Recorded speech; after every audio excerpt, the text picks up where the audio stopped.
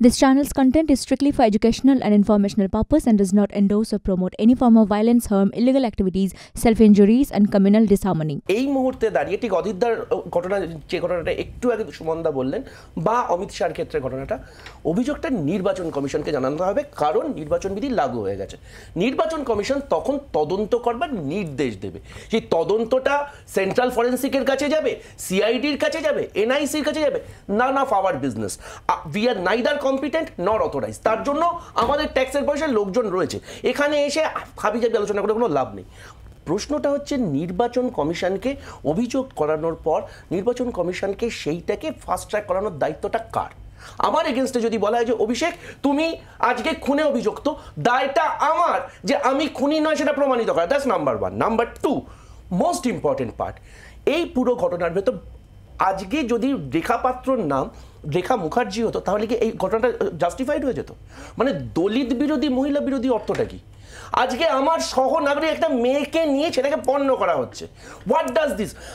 শাহজাহান দোষী মানে উত্তম সর্দার কিন্তু ধোয়া তুলসী পাতা নয়। দোষীর কখনো ধর্ম হয় না। এইসব ন্যাকামগুলোর অর্থটা কি? প্রথমত একটা বলি, আইনটা পড়ার নিরিখে আমি একটা জিনিস জানি যে বার্ডেন অফ প্রুফ কাকে বলে।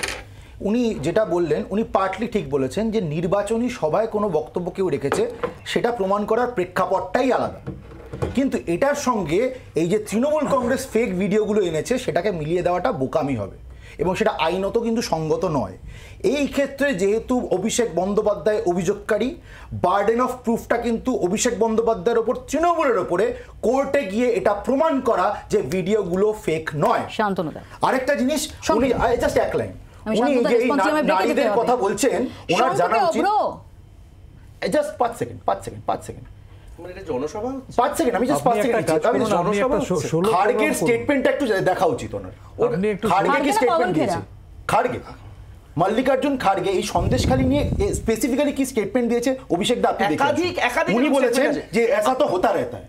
এটা একটু ক্ল্যারিফাই করে দিন। দেখো কোথায় বলেছে আমি জানি না, তবে আমি এটা জানি যে প্রজ্জ্বল দেববর্মা বলে একজন আছে যার 2013 ঘটনা বলেছে। আমি শান্তনু পক্ষে নরেন্দ্র মোদি খুব খারাপ, যার পক্ষে নরেন্দ্র মোদি কি বলেছে ওকে বলছে না।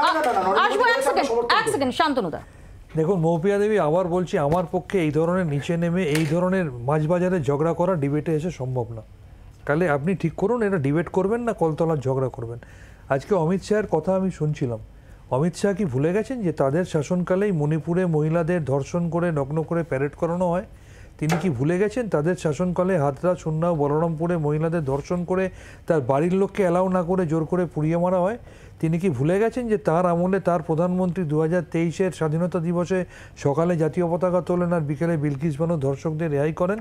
তিনি কি ভুলে গেছেন ব্রিজভূষণ মহিলা কুস্তিগীরদের যৌন নির্যাতন করার পরেও তার দল তাকে টিকিট না দিলেও তার ছেলেকে প্রার্থী করে? এদের মুখে আমাকে নারী প্রেমের কথা শুনতে হবে আর ইনি দলিতের কথা বলছেন?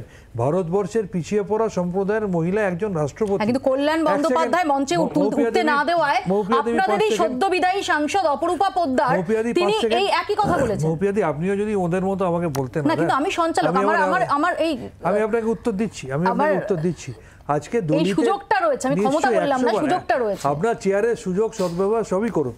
আমি আপনাকে বলছি দলিত প্রেমের কথা বলছে বিজেপি, যারা ভারতবর্ষের পিছিয়ে পড়া সম্প্রদায়ের একজন মহিলা প্রতিনিধি রাষ্ট্রপতি, তাকে রামলালার প্রাণ প্রতিষ্ঠা বলুন বা নতুন পার্লামেন্ট হাউসের উদ্বোধন বলুন, কোথাও ডাকে না। এবং এদের দলিত প্রেম হচ্ছে নির্বাচনের আগে দলিতদের বাড়িতে গিয়ে 7 স্টার হোটেলের খাবার কিনে নিয়ে তাদের বাসনে ঢেলে খেয়ে মুখ মুছে বেরিয়ে চলে আসে। বাংলার আওয়াজ, বাঙালির আবেগ, জি 24 ঘন্টা।